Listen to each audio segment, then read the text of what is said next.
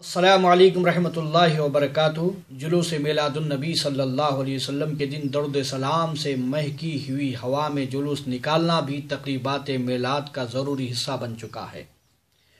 رسول عربی کے غلاموں کا یہ عمل بھی صحابہ کرام کی سنت ہے۔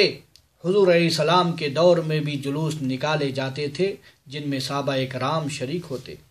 جب حضور علیہ السلام مدینہ منورہ میں تشریف لاتے، صحابہ کرام کا ہجوم ہوتا۔ حدیث کے الفاظ ہیں، ترجمہ سنیں، مرد و عورت گھروں پر چڑھ گئے اور بچے غلام راستوں میں پھیل گئے، سب بآواز بلند کہہ رہے تھے، یا محمد، یا رسول اللہ، یا رسول اللہ۔ صحیح مسلم کی حدیث ہے۔ پیارے آقا کے پیارے دیوانوں، جلوس میلاد النبی صلی اللہ علیہ وسلم جہاں کہیں نکالا جا رہا ہے، آپ حضرت سے گزارش کی جاتی ہے غسل کر کے آئیں، وضو کر کے آئیں اور حضور علیہ السلام کی محبت میں آئیں، سرکار کے عشق میں آئیں، نعت پاک گنگناتے ہوئے آئیں۔ یہ جلوس نکالنا، میلاد شریف کی محفل کرنا، جھنڈیاں لگانا، خوشبو لگانا، یہ کپڑے بدلنا، یہ کیا ہے؟ حضور علیہ السلام کو خوش کرنا ہے۔ اس میں اگر کوئی شرابی شراب پی کر آئے تو حضور علیہ السلام خوش نہیں بلکہ ناراض ہو جائیں گے، اس سے بچو۔ ایک اور عمل عرض کرتا چلوں، کوئی 12 ربیع الاول کی رات میں غسل کر کے کپڑے بدلے، خوشبو لگائے، نماز تہجد ادا کرے، عین صبح صادق کے وقت قیام و سلام پیش کرے، جو دعا جائز مانگے قبول ہو جائے گی، مگر شرط ہے اخلاص۔ انشاءاللہ تعالیٰ اس کے لیے سال بھر کا ہر دن عید ہی عید ہوگا۔ یہاں ایک نقطہ سمجھانے کے لیے عرض کر دوں، میلاد منانا یہ عمل توحید ہے، یہ عمل ذات باری تعالیٰ کو واحد یکتا ماننے کی سب سے بڑی دلیل ہے، کیونکہ میلاد منانے سے یہ خود ثابت ہوتا ہے کہ حضور علیہ السلام کا میلاد منانے والے حضور علیہ السلام کو اللہ کا بندہ اور اللہ کی مخلوق مانتے ہیں، اور جس کی ولادت منائی جائے وہ خدا نہیں ہو سکتا، کیونکہ خدا کی ذات لم یلد ولم یولد، نہ اس سے کوئی پیدا ہوا ہے اور نہ ہی وہ پیدا کیا گیا ہے۔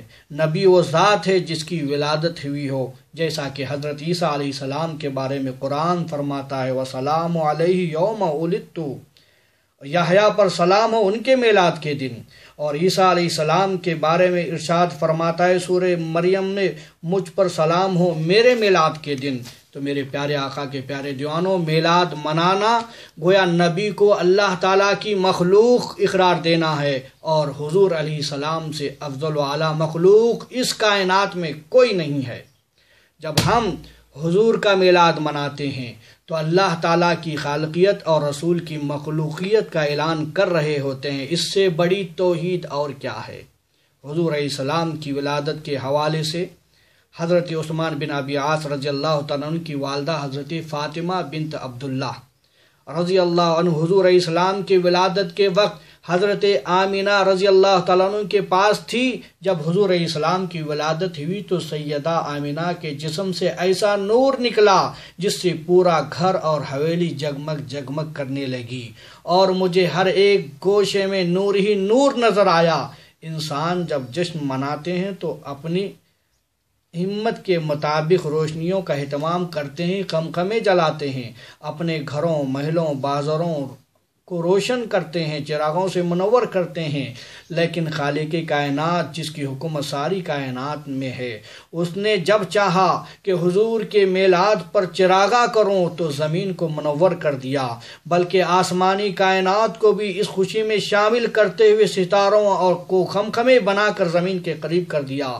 مسلمانوں، اس میلاد کے جلوس میں زیادہ سے زیادہ تعاون کریں، اس لیے کہ اس میں کھانا کھلایا جاتا ہے، شربت بھی پلایا جاتا ہے۔ حدیث میں ہے، ترمذی کی حدیث ہے، کہ لوگوں سلام کو عام کرو، کھانا کھلاؤ اور نماز پڑھو۔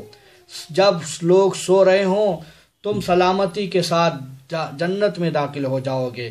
اللہ تعالیٰ حضور علیہ السلام کے میلاد کے صدقے میں ہمیں سلام کو عام کرنے، کھانا کھلانے اور نماز پڑھنے کی توفیق رفیق عطا فرمائے۔ وآخر الدعوانا ان الحمد للہ رب العالمین۔